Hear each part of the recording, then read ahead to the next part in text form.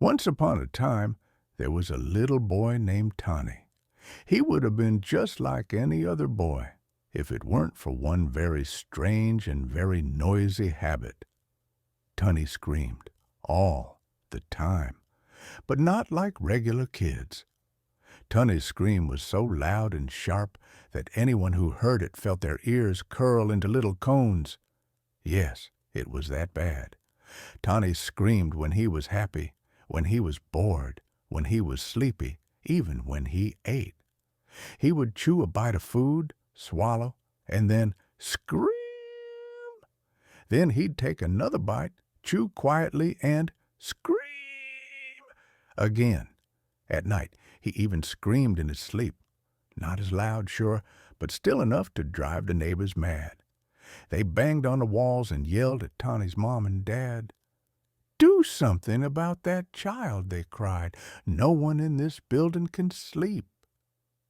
Tonny's poor parents were desperate, and besides the neighbors, Tonny was about to start school. Can you imagine the teacher trying to teach while Tonny screamed through every lesson? So one day, the family called in a specialist. He was a quiet, serious-looking man with glasses and a big, bushy beard. His name was Dr. Hush. He listened to Tonny scream for about a minute, then nodded and said, "Severe case of chronic screamitis, but I've got a few ideas." He handed the parents 2 items, a pacifier and a cork. "Mild cases can be helped with the pacifier," he explained. "When the child should be quiet, give them the pacifier to suck. If that fails, use the cork." The parents were thrilled. They didn't love the price of the visit, but if it would stop the screaming, it was worth it. That night, Tonny got the pacifier. At first it worked. He sucked on it, made little slurping sounds, and all was peaceful. But then, scream! He screamed with the pacifier still in his mouth, chomping down on it until it squeaked. Tonny's dad grabbed the pacifier and quickly plugged Tonny's mouth with the cork. Silence. Tonny blinked in shock. Then he inhaled deeply and let out a scream so powerful the cork shot out of his mouth, bounced off the wall, and flew right out the open window. So much for that idea. The next day, the parents called Dr. Hush again. "The treatment failed," they told him sadly. Dr. Hush sighed. "In that case, there's only one solution left. You'd have to sew his mouth shut."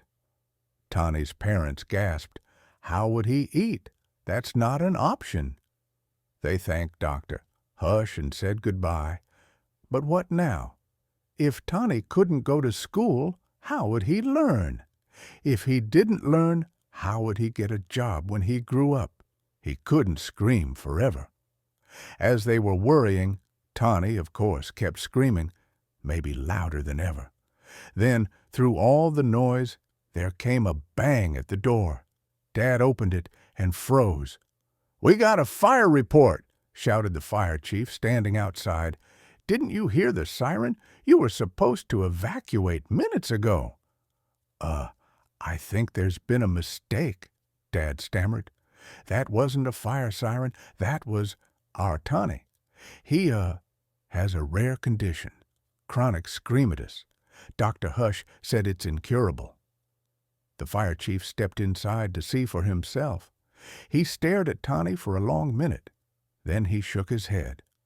"Unbelievable! Do you know how many fire trucks came racing here? All for nothing. You'll have to pay for the full emergency response," Dad tried to explain.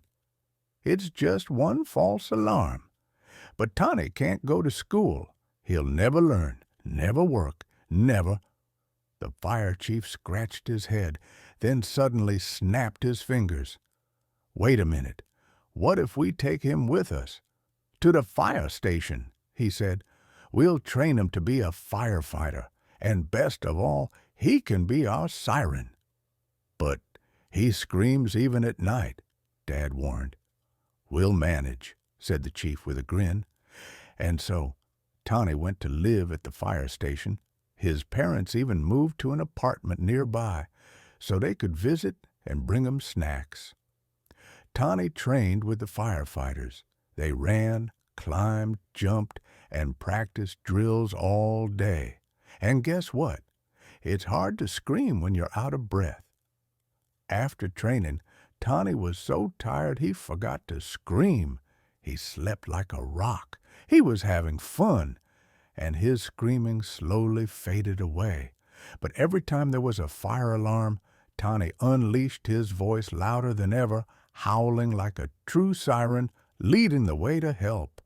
And just in case, they let him do one big scream on the first Wednesday of every month to get it all out, so he wouldn't accidentally trigger a full fire alert again.